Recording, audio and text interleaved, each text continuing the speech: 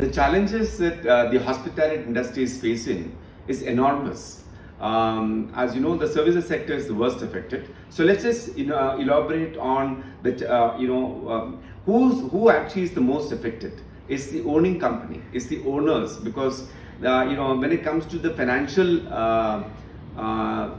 liabilities, then no business can actually kickstart without actually fulfilling or getting some kind of a relief for those financial liabilities and challenges. So the number one challenge is how do you service your debt. Number two is how do you actually continue to pay effect payroll, continue to pay your employees when you have almost zero revenue. Number three is how do you actually continue to even restart the business, because you need to have an operating capital, you need to have a working capital, right? In order to actually start gaining some kind of a momentum and occupancy in hotels and resorts and various other lodges. So these are the three very important aspects that are facing the owner. So let's talk about the owner, because actually once the owning company, whichever the company that owns the asset, have to be empowered, have to be supported in their efforts to restart the business, right?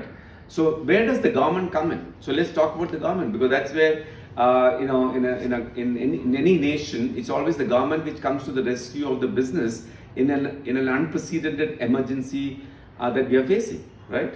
So number one is that let's talk about the middle, who are the worst affected? The SMEs or the MSMEs are the worst affected. So in the MSMEs which are worst affected, they don't have a large cash flow operating. They don't have a reserve cash flow to run the business from within their own resources. That's where exactly the government can come in.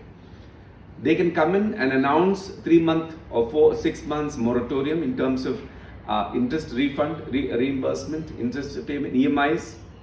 Number two, they can actually talk about how they can actually reduce the interest burden, or perhaps actually make it even zero for the next 1 year. So that in a sense, whatever is your principal debt at this stage, it remains the same after a year. This is what the government should actually bring in terms of an instruction to the financial institutions and the banks. Then it comes to employees.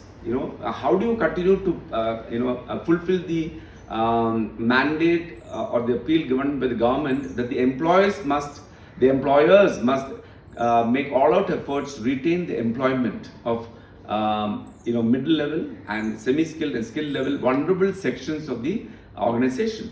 Yes, it is an unprecedented situation. Therefore, almost all the employers are willing to do it.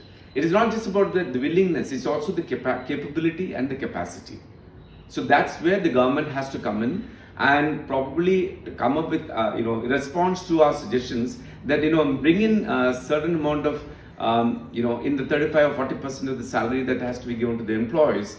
Is there some part of that percentage which the government can actually come in with? Can the government subsidize it?